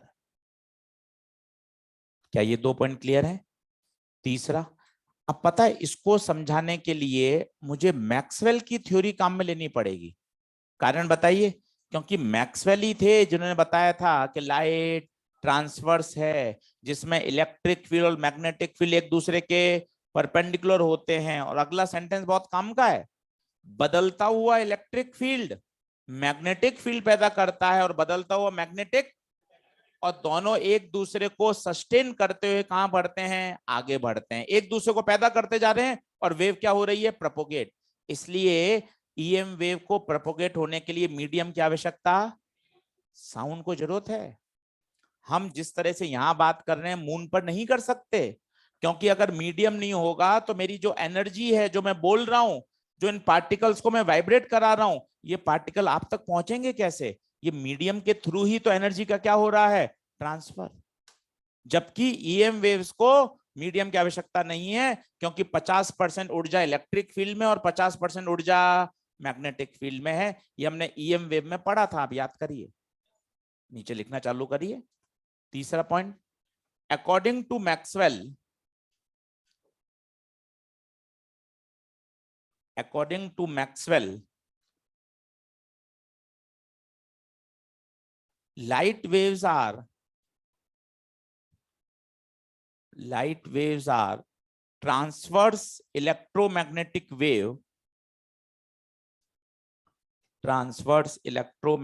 wave, in which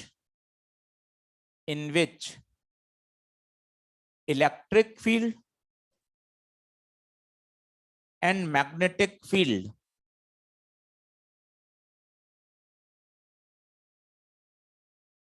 are perpendicular to each other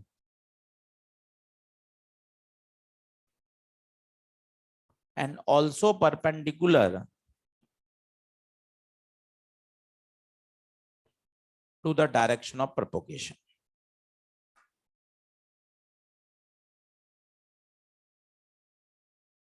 ठीक है, अब समझिएगा, आज का आधा घंटा बेसिक बातें हैं जो आपको पोलराइजेशन समझा देगा। इसमें 2 ही लॉ हैं जबरदस्त, एक मेलस लॉ, एक ब्रूस्टर लॉ, जिस पे क्वेश्चन पूछे जाते हैं। अब सुनिए, लाइट आ रही है आउट ऑफ द प्लेन, मतलब कहें तो टूवर्ड्स द ऑब्जर्वर, हमारी तरफ आ रही है इस तरह से बाहर की तरफ। बताइए इलेक्ट्रिक फील्ड कहां हो सकता है? Electric field, answer electric field होगा इसके परपेंडिकुलर। मान लो लाइट बाहर आ रही है, तो इलेक्ट्रिक फील्ड क्या यहां हो सकता है? बच्चों यहां ही नहीं, यहां, यहां, यहां सब तरफ संभव है। सोचिएगा, ये लाइट बाहर आ रही है, ये इलेक्ट्रिक फील्ड है, क्या 90 डिग्री है? मुझे तो 90 डिग्री की शर्त फॉलो करनी है। अब इसका मतलब ये सारे वाइब्रेशन पॉसिबल हैं। ये देखिए, ये किसके वाइब्रेशन है? ई के वाइब्रेशन है। ई को मुझे 90 पे रखना है। ये देखिए, light towards the observer out of the plane आ रही है, ये इलेक्ट्रिक फील्ड ऐसे भी संभव है, ऐसे भी, ऐसे भी, ऐसे भी, ऐसे भी। कितना डिग्री है बताइए? कितना? हमेशा 90 है, हमेशा ही 90 है। ये सारे संभव है। अच्छा, बी कहां होगा? जरा सोचो, बी कहां होगा? मान लो ई यहां है तो बी इधर होगा। अगर मान लो ई यहां है तो बी इधर होगा। अगर ई यहां है तो इसके परपेंडिकुलर, इधर है तो इसके परपेंडिकुलर। ये आपने क्या काटा कूटा कर दिया। मैं आपको वही बात बोल रहा हूं कि तीनों हमेशा एक दूसरे के परपेंडिकुलर। आपको कौन सा समझ में आता है सरल वाला, पहले वो बता देता हूं। लाइट टूवर्ड्स जेड एक्सिस आ रही है, बोलिए ठीक है। आपको क्या लगेगा, इलेक्ट्रिक फील्ड ई, आप तुरंत बोलोगे हाँ वाई में हो सकती है। मैग्नेटिक फील्ड एक्स, आप ये भी हाँ बोलोगे, क्योंकि आपका दिमाग, हमारा दिमाग ये जल्दी समझता है कि हाँ सर तीनों परपेंडिकुलर हैं क्या, हाँ एक एक्स एक वाई एक जेड, यस सर बिल्कुल ओके। पर ये तो एक बहुत सरल सा केस है जो आप और मैं समझ पा रहे हैं। जरूरी थोड़ी ना इलेक्ट्रिक फील्ड यही हो, इसमें क्या बुराई है, इसमें क्या बुराई है, किताबें यही लिख रही हैं, इसमें क्या बुराई है। ये भी तो 90 डिग्री पर है, और अगर ई ऐसा होगा तो इसके 90 पर बी होगा, ये भी देखो 90 पर है, और ये आपस में भी 90 पर है। क्या बात को समझ पा रहे हैं मैं क्या बोलना चाहता हूं। मैं ये बोलना चाहता हूं लाइट का propagation, electric and magnetic all are mutually perpendicular, all are mutually perpendicular. अब हम पूरे चैप्टर में केवल ई की बात करेंगे, बी की बात नहीं करेंगे, बी नहीं बनाएंगे। क्यों सर, बी में क्या समस्या है। बी में समस्या ये है, हमारे आंख को देखने के लिए जिस एनर्जी की आवश्यकता होती है, जो हमें रेटिना पर मिलती है, वो कौन दे सकता है, इलेक्ट्रिक फील्ड। पता है मैग्नेटिक फील्ड एनर्जी नहीं दे सकती, कारण आपको याद हो तो ले चलता हूं मैं आपको मैग्नेटिक में। The work done by magnetic field is zero, और अगर वर्क डन जीरो है तो एनर्जी ट्रांसफर नहीं कर सकती। तो देखने के लिए मुझे रेटिना को जो एनर्जी मिलती है ना, वो कौन देता है, इलेक्ट्रिक फील्ड। इसलिए पूरे चैप्टर में केवल केवल इलेक्ट्रिक फील्ड की बात करेंगे। अब इसके बाद से मैं ई बी नहीं बनाऊंगा, केवल क्या बनाऊंगा, ई। अब बताइए, मेरा डायरेक्शन ऑफ प्रोपोगेशन है आउट ऑफ द प्लेन, एक बार दिमाग में बैठाइए। अब मैं ई बना रहा हूं, ई। क्या ये सारे ई संभव हैं क्या, केवल ई की बात हो रही है। बी अब मैंने ड्रॉप कर दिया, केवल किसकी चर्चा, ई की। पूरी एनसीईआरटी ई की बात करेगी। आप कहोगे सर बी नहीं है क्या, अरे बिल्कुल बी होगा, बी के बगैर काम कैसे चलेगा। ई और बी तो दोनों एक दूसरे को पैदा करते हैं, बी भी महत्वपूर्ण है ई भी महत्वपूर्ण है। इनफैक्ट दोनों ही एक दूसरे से मिलकर बन रहे हैं, एक दूसरे को पैदा कर रहे हैं। चर्चा किसकी कर रहे हैं, फिर से सुन लीजिए, फिर से सुन लीजिए। क्या, ई हमारे आंख को देखने के लिए, रेटिना के लिए जो एनर्जी चाहिए वो कौन दे सकता है, ई दे सकता है। इसलिए ई को कहा जाता है लाइट वेक्टर। अब पूरे चैप्टर में वो लाइट वेक्टर की बात करेगा, तो आपको क्या समझना है, ई समझना है। बोलिए क्या ये बात क्लियर है। अब आप सुनना अगला पॉइंट जबरदस्त। सर ये वापस बताइए सर, ये थोड़ी सी कम बात समझ में आ रही है, सीखो ना। लाइट आ रही है आउट ऑफ द प्लेन, बोलो क्या ये बात क्लियर है, light out of the plane आ रही है। ई कहां संभव है, ई बताइए, ई इधर इधर इधर सब जगह संभव है। ये सब ई है, क्योंकि इससे हमेशा कितने डिग्री पे होने चाहिए, 90 पर। ये सारे ई हैं। अब मैं क्या कर रहा हूं, यार इतने सारे एरो कौन बनाए, समय लगता है। अब मैं सिर्फ 2 एरो बनाऊंगा, बाकी कहां गए, बाकी कहां गए। मैंने इस वाले के इधर और इधर कंपोनेंट कर लिए, इस वाले के भी इधर और इधर कंपोनेंट कर लिए। फाइनली अब मैं कितने एरो बनाने वाला हूं, 2। किसके हैं, ई के या बी के, बी की तो बात करेंगे ही नहीं, बी को तो ड्रॉप कर दीजिए। बताइए लाइट कहां आ रही है, लाइट कहां आ रही है, आउट ऑफ द प्लेन। सुनते जाइएगा धीरे धीरे। अब इसका दूसरा तरीका, नहीं सर मैंने तो लाइट ऐसे अच्छी लगती है, light going in x direction. अब मजे आएंगे। बताइए इलेक्ट्रिक फील्ड कहां कहां, इलेक्ट्रिक फील्ड या तो वाई में होगी या जेड में होगी। देखिए या तो वाई में या Z. If electric field is possible in all direction, all direction मतलब है एक्स में नहीं, एक्स के अलावा वाई और जेड में, इस तरह की लाइट को क्या बोलते हैं, अनपोलराइज। ये आप जो डायरेक्ट बनाते हो ना एरो डॉट, इसके पीछे की इतनी कहानी आपको पता होनी चाहिए। आइए एक बार फिर से मैं रिपीट करता हूं, वापिस देखिए। इसमें लाइट कहां आ रही है? लाइट, कोशिश करिए, लाइट कहां आ रही है? बाहर। क्या ये महसूस कर पा रहे हैं? इलेक्ट्रिक फील्ड कौन से प्लेन में? मेरे हाथ के प्लेन में, बोर्ड के प्लेन में। बोली हाँ है क्या? सब संभव है। मैं सारे एरो ना बना के सिर्फ अब कितने एरो बना रहा हूं? दो। तो सर ये वाला कहां गया आशीष सर? इसके कंपोनेंट कर लिए। सर ये कहां गया? कंपोनेंट में चला गया। बोली हाँ है क्या इस बात में? फिर ये तो है light out of the plane, ये कहां जा रही है बताइए? कहां? एक्स में। अब आप कोशिश करिए, light is X, electric field Y, देखिए ना वाई और जेड और जेड। क्या सर दोनों में होगी? दोनों में नहीं होगी भाई। मैंने सारे के सारे कंपाउंड कर सकते। अगर इलेक्ट्रिक फील्ड इस समय यहां है तो मैग्नेटिक फील्ड जेड में होगी, इलेक्ट्रिक फील्ड जेड में तो उस समय मैग्नेटिक फील्ड। देखिए ये वाली बात बता के आया था ना मैं, कि दोनों एक दूसरे के हमेशा परपेंडिकुलर। तो अनपोलराइज लाइट कौन? जिसमें इलेक्ट्रिक फील्ड के वाइब्रेशन सभी पॉसिबल डायरेक्शन में हो, इस तरह की लाइट को क्या कहा जाता है? अनपोलराइज। लिखना चालू करिए, वापस समझाता हूं। आज इंट्रोडक्शन दे रहा हूं कि वास्तव में पोलराइजेशन पढ़ने के लिए मुझे क्या क्या बातें चाहिए।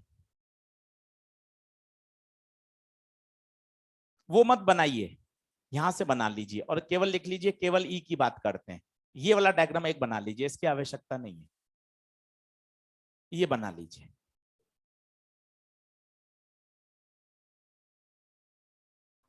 और एक बार बनाने के बाद फिर सुन लीजिएगा तो क्लियरिटी आ जाएगी। ये तीनों डायग्राम एक ही हैं। इसमें लाइट बाहर आ रही है, इसमें लाइट एक्स में जा रही है। कोशिश करेंगे तो बात क्लियर हो जाएगी।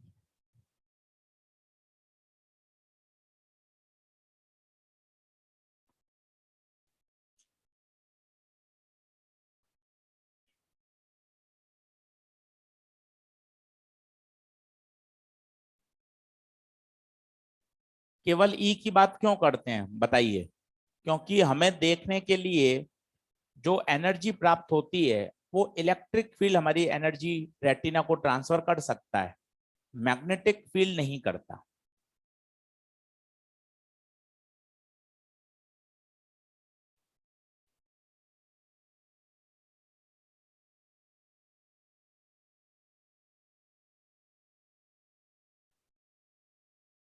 इससे ये कैसे हो गया ये समझ में आया? मैंने अब सिर्फ सिर्फ दो डायरेक्शन में कंपोनेंट कर दिए, ये भी ई है ये भी ई है। सर क्या ई सर दोनों तरफ एक साथ होता है क्या? नहीं भाई, दोनों तरफ एक साथ का मतलब नहीं होता। जिस समय ई वाई में उस समय बी जेड में है, जिस समय ई जेड में है उस समय बी वाई में है। ये बोलिए बार बार, तब मजा आपको आएगा। तो दोनों एक दूसरे के परपेंडिकुलर ही होंगे।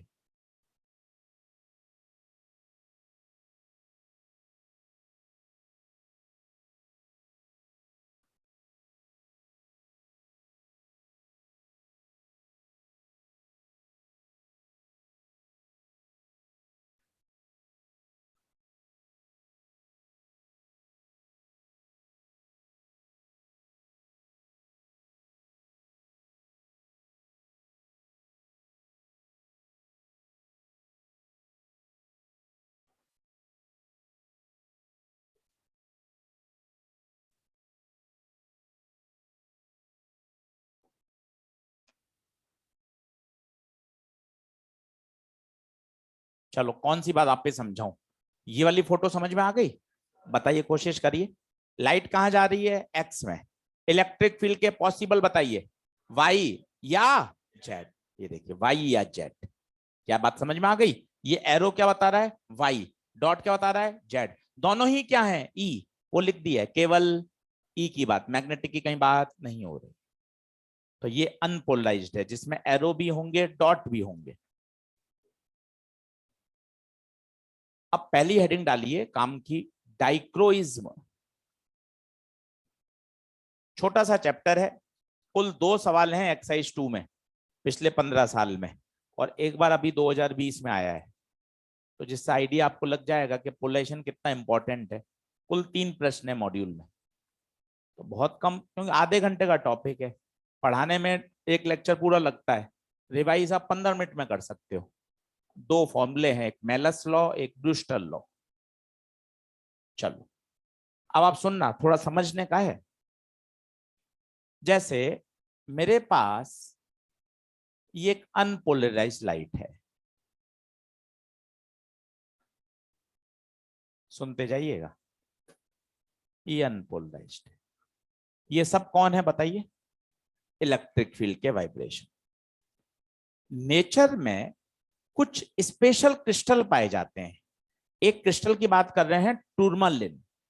भाई इसकी एक स्पेशल प्रॉपर्टी होती है। मान लो ये टूरमालिन क्रिस्टल है, ये इसकी एक्सेस है, इसे बोलते हैं ट्रांसमिशन एक्सेस। ये क्या करता है, इस क्रिस्टल के अंदर ही प्रॉपर्टी है, ये अपनी इस एक्सिस के पैरेलल लाइट को क्या कर देता है, पास। बाकी सबको क्या कर लेगा, एब्जॉर्ब। वापस सुनिए, किसको पास करेगा, अपने पैरेलल। अब आप देखना देखना, इसको क्या मैं ऐसा बना सकता हूं क्या? क्यों सर, बाकी कहां गए? समझते जाइएगा, मजा आएगा। अब मैंने रखा इसको ऐसे, बताइए कौन से वाइब्रेशन पास हो जाएंगे? ये वाले वाइब्रेशन पास हो जाएंगे, ये वाले रुक जाएंगे। दूसरा नाम पढ़िए, सेलेक्टिव एब्जॉर्प्शन। सेलेक्टिव, एक पर्टिकुलर कंपोनेंट्स को एब्जॉर्ब कर लेता। कौन से कंपोनेंट? अपने परपेंडिकुलर वाले। एक्सिस के पास वाले तो पैरेलल तो पास कर देगा, परपेंडिकुलर वाले रोक लेगा। सोच के बता सकते हो, अगर आप किसी अनपोलराइज्ड लाइट को किसी टूरमालिन क्रिस्टल से पास करते हो तो जो इंटेंसिटी है वो आधी रह जाती है। सोच के देखो, महसूस करो। कैसे कैसे? आपने सारे में 2 में बांट दिया था, ये किसको पास कर रहा है, पैरेलल वाले को पास कर रहा है, परपेंडिकुलर को 50% पास कर दी, 50%, तो इंटेंसिटी कितनी, हाफ। मजे की बात क्या है वो सुनिए, ये कैसा भी रखिए, टेढ़ा मेढ़ा कैसा भी, अब आपने इसको किसी एंगल पे रख दिया, सोचिए कोई फर्क नहीं पड़ेगा, कोई फर्क नहीं पड़ेगा, अभी भी इंटेंसिटी आधी। बच्चे यहां मेलस लॉ लगाना चाहते हैं, मेलस लॉ की जरूरत ही नहीं पड़ती। जब भी अनपोलराइज्ड लाइट किसी टूरमालिन क्रिस्टल से किसी पोलेरॉइड से पास होगी, इंटेंसिटी बिकम्स हाफ। एक्सप्लेनेशन सुनिएगा, मजा आ जाएगा। सर अब आप कह रहे हो मैं इसको कैसा भी रखूं, हाँ रखना, मैंने ऐसा रख दिया। अब पता है मैं क्या चाहूंगा, मैं सारे कंपोनेंट्स को काटा कूटा करके ऐसे और ऐसे ला सकता हूं क्या? सोच के देखो कैसे। ये वाला कहां जाएगा, ये वाला, इसको रिजॉल्व करके यहां लिया है, ये वाले को कहां लिया है, इसको भी रिजॉल्व करके यहां लिया है, सारे कंपोनेंट ऐसे आ गए। अब बताइए, ये मैंने ऐसे रखा है, बताइए क्या पास होगा, कौन सा वाला, कौन सा वाला, इसके पैरेलल वाला, ये पास, ये एब्जॉर्ब। इंटेंसिटी बताइए, दूसरा, ये पास ये एब्जॉर्ब, बताइए इंटेंसिटी कितनी, हाफ। तो ये एक बहुत बड़ा मिथ, एक मिसकॉन्सेप्शन है। बच्चा सोचता है यहां थीटा एंगल पे रखा, यहां Malus law, I not cos square theta.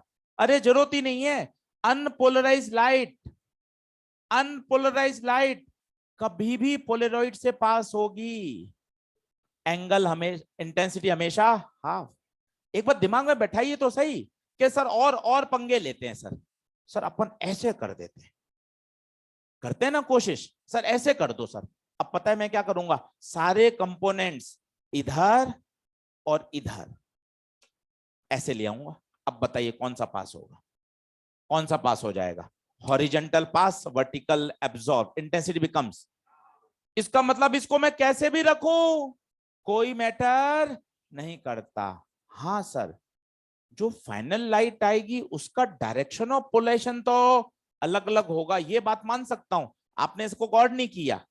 अगर आप ऐसे रखोगे तो पास क्या होगा, हॉरिजॉन्टल वाला ये पास होगा, तो यहां जो वाइब्रेशन है वो ऐसे होंगे। ऐसे रखोगे तो यहां वाइब्रेशन इलेक्ट्रिक फील्ड के ऐसे होंगे, हमारी आंख उनको पहचान नहीं पाएगी, क्योंकि आंख पोलराइज और अनपोलराइज को पहचान नहीं पाती। और जैसे 50% पास हो गया, अब इलेक्ट्रिक फील्ड के वाइब्रेशन केवल एक ही डायरेक्शन में है। इस तरह की बच्चों लाइट को क्या कहा जाता है? Polarise light. इस तरह की लाइट कौन सी? सारे के सारे इलेक्ट्रिक फील्ड, मान लो डायरेक्शन ऑफ प्रोपोगेशन है आपका एक्स, बताइए इलेक्ट्रिक फील्ड के तुक्के कहां कहां कहां कहां? सर वाई में भी, और अब नहीं, केवल वाई में हो, केवल वाई में इस तरह की लाइट को पोलराइज। केवल किस में हो? जेड में इस तरह की लाइट को पोलराइज, और दोनों में हो तो अनपोलराइज। क्या ये वाला टॉपिक समझ में आया क्या? वापस समझिए, बढ़िया। ये कौन सी लाइट है? Unpolarise. Let intensity is I naught. किसमें से पास हुई? टूरमलिन क्रिस्टल से। टूरमलिन क्रिस्टल ये कौन है? ये इसकी एक्सिस है, जिसे बोलते हैं ट्रांसमिशन एक्सिस। नाम भी कितना अच्छा है। इस एक्सिस के अलोंग जो कंपोनेंट होंगे वो ट्रांसमिट हो जाएंगे, बाकी सब। अब बच्चा सोचता है 50% कैसे रह गई, इसने तो केवल यही पास करे ना, बाकी सब रोक दिए। नहीं, आप गलत सोच रहे हो। ये वाले के कंपोनेंट होंगे ना, कहां कहां? एक इधर एक इधर, इधर वाला तो पास हो जाएगा। मतलब कितना परसेंट पास होगा? 50% पास होगा, और 50% block. That's why the topic is selective absorption, और इस प्रॉपर्टी को डाइक्रोइज्म कहते हैं। लिखना चालू करिए। तो याद रखिए, क्रिस्टल से निकलने के बाद इंटेंसिटी हमेशा 50% रह जाएगी, एंड लाइट बिकम्स पोलराइज्ड। तो आशीष सर, पोलराइज और अनपोलराइज में आप मोटा मोटा अंतर बताओ। अनपोलराइज में क्या होता है? Electric field is all possible direction, जहां जहां संभव है, वाई में, जेड में, वाई जेड प्लेन में। बट अगर केवल एक पर्टिकुलर डायरेक्शन में हो जाए, then such a light is called polarised light.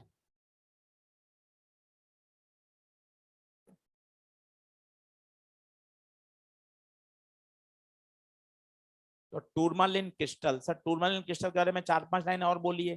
टूरमालिन crystal nature में पाया जाने वाला क्रिस्टल है, नेचर में ही पाया जाता है। इसके पास एक स्पेशल प्रॉपर्टी होती है, और वी कैन से करेक्टरिस्टिक होता है। वो करेक्टरिस्टिक क्या है? ये अपने ट्रांसमिशन एक्सिस के पैरेलल कंपोनेंट्स को तो पास कर देता है, बाकी को रोक देता है। तो इसकी जो इंटेंसिटी है आफ्टर पासिंग थ्रू लाइट की कितनी रह जाएगी? 50%। और लाइट क्या हो जाएगी? पोलराइज्ड। ये वाला फोटो जरूर बनाइएगा, जिससे आपको क्लियरिटी आएगी। हमारी आंखें पोलराइज और अनपोलराइज को नहीं पहचान सकती, हमारी आंखों में वो एबिलिटी नहीं है। सन से जो हमें लाइट मिलती है वो अनपोलराइज्ड है। ट्यूबलाइट, बल्ब, इनसे जो लाइट मिलती है ये अनपोलराइज्ड है। इसमें इलेक्ट्रिक फील्ड के वाइब्रेशन सभी पॉसिबल डायरेक्शन में संभव हैं।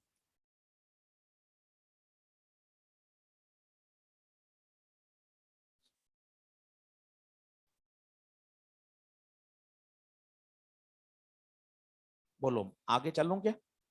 ये 50% वाली बात समझ में आई क्या? बताइए। अच्छा, पोलरॉइड किस एंगल पर रखेंगे ये मैटर करेगा क्या? नहीं करेगा। आप इस बात को समझिए। वो क्या करता है? थीटा एंगल पे रख देता है। अरे कितने पे भी रखो, पहले वाले में तो मेलस लॉ लगेगा ही नहीं। अनपोलराइज्ड लाइट जब भी टूरमलिन से पास होगी, डायरेक्ट इंटेंसिटी कितनी? हाफ।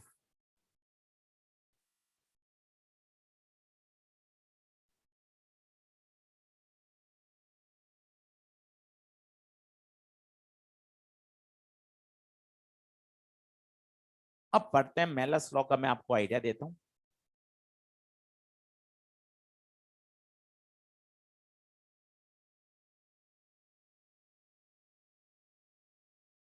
कल मॉड्यूल लेकर आइएगा। मॉड्यूल की एक्सरसाइज 2-3 डिस्कस करेंगे, बिगनर बॉक्स डिस्कस करेंगे, पोलराइजेशन को खत्म करूंगा, और कल फाइनल क्लास रहेगी। जिसमें सारा इसको अपन फिनिश कर देंगे। नहीं नहीं, यहीं रहूंगा, जाऊंगा कहाँ? आपके डाउट बताऊंगा डाउट रूम में बैठकर अच्छे से सारे सारे। चलो बढ़े आगे, लिखें law of Malus, Malus law.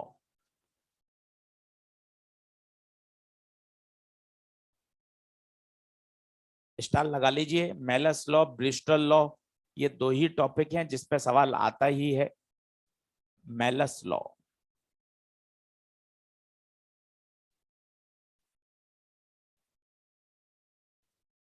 कौन सा मिटा दूं? ये मिटा दूं? हो गया पूरा? ये वाला डायग्राम समझ में आ गया? अब इलेक्ट्रिक फील्ड या तो केवल वाई में या केवल जेड में। मैग्नेटिक फील्ड की तो बात हो ही नहीं रही है। जब इलेक्ट्रिक फील्ड वाई में होगी तो स्वाभाविक है मैग्नेटिक फील्ड जेड में चली जाएगी। इलेक्ट्रिक फील्ड जेड में है तो मैग्नेटिक फील्ड वाई में, वो तो आपस में 90 डिग्री पर ही रहेंगे।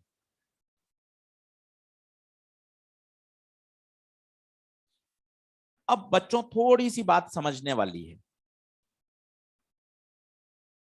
मेरे पास अनपोलराइज्ड लाइट थी, मैंने टूरमलिन क्रिस्टल रखा और इसने इंटेंसिटी कितनी कर दी होगी बताइए? हाफ कर दी। लेट ये आई नॉट थी तो इसने आई नॉट बाय 2 कर दी। इसकी ट्रांसमिशन एक्सिस ऐसी है, इसको 0 डिग्री बोल दिया, तो बताओ क्या पास होगा? क्या ये पास हो जाएगा? मानते? बताइए। ये कौन है? अनपोलराइज। ये कौन है? पोलराइज। इंटेंसिटी बिकम्स हाफ, ये वाली बात। अब इसके आगे आपने एक पोलराइजर रखा जिसका एक्सिस कितने एंगल पर है? थीटा। थीटा बना दिया? नहीं तो आप बना भी सकते हैं, आप चाहें तो। इसमें थोड़ा समय लगता है तो नीचे एंगल लिख देते हैं। कितने एंगल पर रखा? थीटा। अब क्या होगा? आप सोच रहे होंगे ठीक है सर इसके कंपोनेंट कर देंगे। कंपोनेंट कर देंगे तो कॉस वाला कंपोनेंट क्या हो जाएगा? पास हो जाएगा। तो इंटेंसिटी हो जाएगी I1 कॉस थीटा। गलत है। आपने इसमें क्या पाप कर दिया? इंटेंसिटी के कंपोनेंट कर दिए, जबकि इंटेंसिटी तो एनर्जी होती है और एनर्जी क्या है? स्केलर। ये आपने जल्दबाजी में कर दिया कि हाँ सर कंपोनेंट कर दूंगा और ये वाला पास हो जाएगा, जबकि इंटेंसिटी के कंपोनेंट संभव ही नहीं है। एम्पलीट्यूड क्या कर सकते हैं, क्योंकि एम्पलीट्यूड को हम फेजर मान के सॉल्व करते हैं। लेट इस समय इंटेंसिटी है ए, एम्पलीट्यूड है A1। सोच के बताइए क्या मैं इसके कंपोनेंट कर दूं? ये वाला बताइए कितना होगा? A1 cos theta. तो यहां से जो पास होगा उसका एम्पलीट्यूड होगा A1 cos थीटा। और बताइए इंटेंसिटी क्या होगी? स्क्वायर। A1 का स्क्वायर I1 cos का square, and this is called Malus law. तो बड़ा आसान है, 3-4 क्वेश्चन करके देखते हैं, आइडिया लगेगा। पहला बताइए कितने परसेंट? I0/2। और इसके बाद क्या लगाएं? मेलस। Simple formula. इस पर फॉल कितनी हो रही है? फॉल बताइए। Fall I1 cos square theta. हाँ I1 रख सकते हैं, कितनी आएगी बताइए? I0/2। अब सर थोड़ा सा धीरे धीरे समझा दो। आओ धीरे धीरे न्यूमेरिकल से समझते हैं, बाद में लिखना। 2 पोलरॉइड लगाए, पहला लगाया 0 पे, दूसरा लगाया 30 पे। 30 समझ लो, 30 इन दोनों के बीच का एंगल। अब कोशिश करना भाई, सब एक एक लाइन में आंसर दे सकते हैं, कोशिश करना। बोलो ये कितना पास करेगा? ये पहला वाला। पहले वाले मेलस की जरूरत नहीं है, सीधा अनपोलराइज आएगी, हाफ रह जाएगी I0/2। बोलिए पहला। अब बताइए इसमें क्या लगेगा? मेलस। इस पर पोलराइज लाइट आ रही है, कितनी इंटेंसिटी की? कितनी ट्रांसमिट करेगा? I1 cos square theta. What is theta? Distance between the two successive polarised. कितना? 30। I1 I naught by 2 cos square 30। क्या बात क्लियर हो रही है क्या? और सर और ज्यादा पोलराइड रखकर बात को एक बार और समझा दीजिए फाइनल। कल मैं इसको फिर से आपको रिपीट करूंगा और क्लियर होगा। मैंने 2 पोलराइड रखे, अब सुनना लास्ट, ये रखा 0 पे, ये रखा 90 पे। क्या ये आप एंगल समझ पा रहे हैं? क्या मतलब इसका बताइए। पहले की ट्रांसमिशन एक्सिस ऐसी है और दूसरे की इस तरह से, और यहां एक बीच में और रख दिया 30 पर। आप नहीं बना सकते टेढ़े मेढ़े, आप सिंपल एंगल लिख दीजिए, काम हो जाएगा। अब बताना, ये क्वेश्चन करना कोशिश। लाइट आ रही है अनपोलराइज्ड, पेन पेंसिल छोड़िए, बोर्ड पे देखिए। कल यहीं से क्लास फिर से चालू करूंगा। ये इंट्रोडक्शन दे रहा हूं मेलस का, ताकि आपको एक लेयर तो समझ में आए। बताइए, ये बताइए कितना, कोशिश करिए। आई नॉट बाय 2 बोले तो I1। बताइए पहला ओके है क्या? पहले में कोई टेंशन नहीं, वो 50% रोक देता है, 50% पास। अब क्या लगाएंगे? अब मेलस लगाइए, बताइए कितनी गिर रही है इस पे? I1 cos square 30, cos square 30। बताओ I1, I naught by 2 cos square 30, cos 30 √3/2, 3 I naught बटे 8। तो अब इस पे कितनी गिरेगी? 3 आई नॉट बाय 8। अब मजा आएगा। अब बताइए सोचकर फिर से मेलस, क्या एंगल 90 लूंगा क्या? ये 90 इस रेफरेंस के साथ है, तो इन दोनों के बीच में 60, इन दोनों के बीच में फिर से लगाइए मेलस। इसमें से कितनी पास हुई? I2 cos square 60। बहुत सीधा फंडा है। आपको सिंपल, पहले से पास हुआ 50%, दूसरे से पास हुआ मेलस कितनी आई? I1। अब इसमें कितनी गिरी? I2। खत्म। Transmitted I2 cos 60 1/2। I2 कितना? आंसर बताइए। 3 आई नॉट बटे, कल इस पे 2-3 क्वेश्चन करके देखिएगा, आपको आइडिया लगेगा। आज बेसिक इंट्रोडक्शन दिया है ताकि एक बार 50% बात कुछ तो क्लियर हो कि सर पहले वाला आई नॉट बाय 2 कर देता है, दूसरे में मैंने मेलस लगाया, तीसरे में फिर से मेलस लगाया। ये सर एंगल का क्या मतलब है? ये 0 डिग्री रेफरेंस है, ये इससे 30 बना रहा है। सर थोड़ा डायग्राम से बता सकते हो? और देखो, ये P1, ये P2, ये P3। पहला पोलराइड ये रहा 0 पर, तीसरा 90 पर, और दूसरा पहले वाले से 30 पर। तो बताइए इससे कितने पे होगा? 60। ऐसे भी समझ सकते हैं।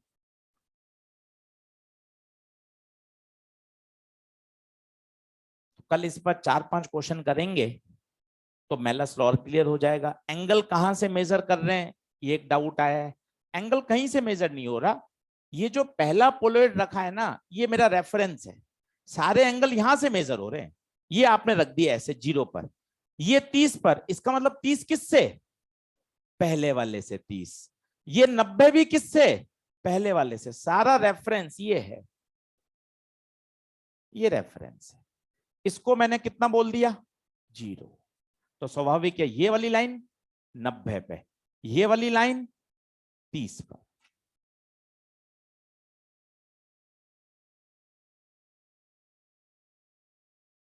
तो कल इससे आगे बढ़ेंगे। मेलस लॉ कल क्लास खत्म करेंगे, लास्ट क्लास रखेंगे। लगभग 45-50 मिनट का तो पढ़ाना है, और आधे घंटे मॉड्यूल सारा करा दूंगा, एनसीईआरटी करा दूंगा आपको। तो पूरा ये डिफ्रैक्शन पोलराइजेशन तैयार हो जाएगा।